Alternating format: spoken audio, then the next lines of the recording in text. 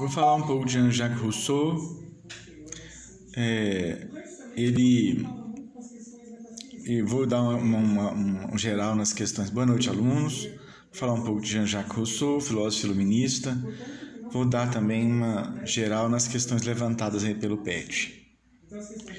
Então, o Rousseau é um contratualista, também segue a linha iluminista, é um dos inspiradores da Revolução Francesa, mas não participou da Revolução, deu ideias, né, para as pessoas fazerem a prática política.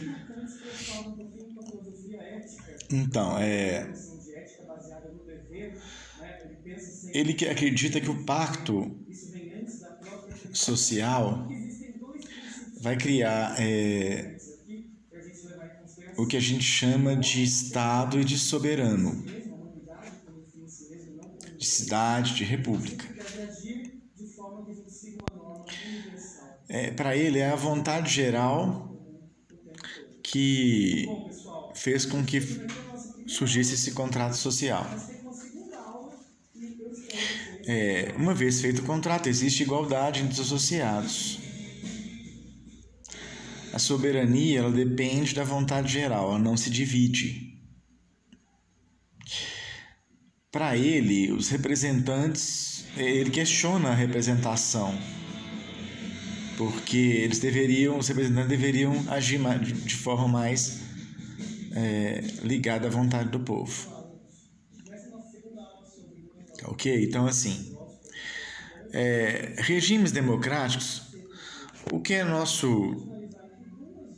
o nosso modelo de democracia nasceu na Grécia Antiga.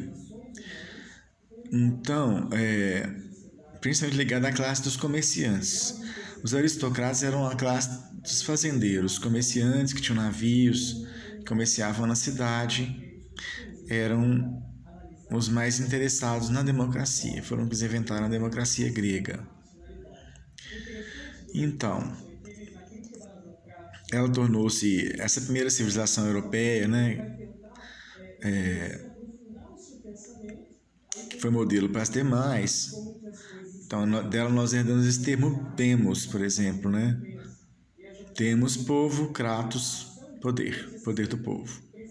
Essa democracia excluía as mulheres, os escravos e as pessoas que não eram da cidade. Então, tinha pessoas que moravam naquela cidade, eram cidades-estado, como se Bonaparte fosse um país, como se Moema fosse outro país, eram cidades-estado. Entendeu?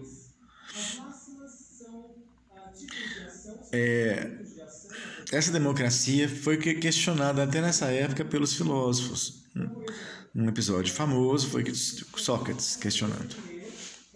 Sócrates questionou, muito inspirado a democracia ateniense, que Atenas foi a mais falada, mais assim, paradigmática, mais que ficou de modelo, a democracia de Atenas. Mas no momento que ela estava decadente, que ela estava perdendo para Esparta as guerras, Sócrates propôs aquele modelo espartano, militarizado, que foi modelo, inspirou a república dele. Aí ele foi obrigado a beber veneno pelos democratas, ele aceitou essa condenação à morte.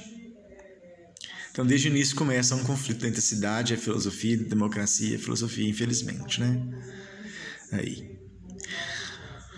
Outras comparações que a gente pode fazer, a gente pode puxar outros assuntos, que foi muito forte para o Rousseau a questão dos índios americanos, de conhecer esses povos que falavam em deuses, né?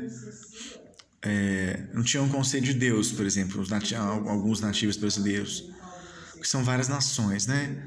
Então, por exemplo, Tupã ficou sendo Deus. Os jesuítas aproveitaram a ideia de Tupã, esse nome Tupã, para ser Deus, para aproximar com Deus, explicar Deus.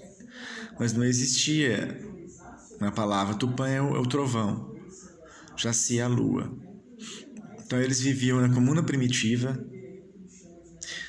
que é uma fase em que não existem escravos, os bens são divididos, o que eles plantam eles dividem para toda a tribo.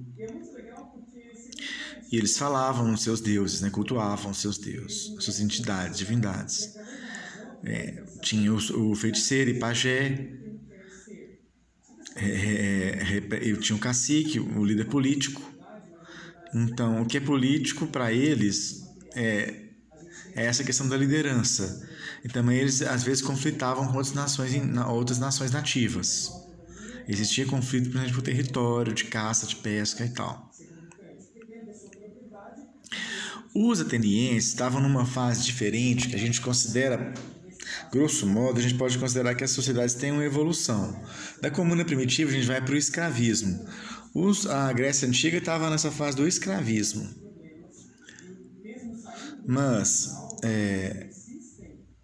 ela teve esse grande salto que foi o pensamento racional, científico,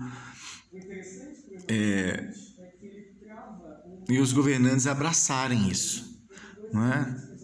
Como, por exemplo, um governante ali da região próxima, Filipe da Macedônia, que foi aluno do Aristóteles.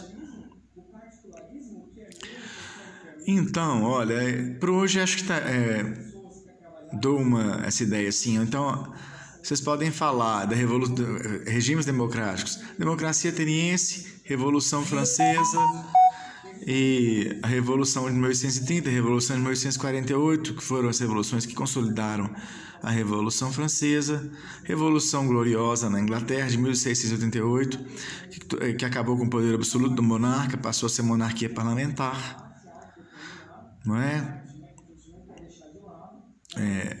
A Inglaterra tem uma história muito própria, porque existiam reis católicos e a reforma protestante ficou forte entre os burgueses.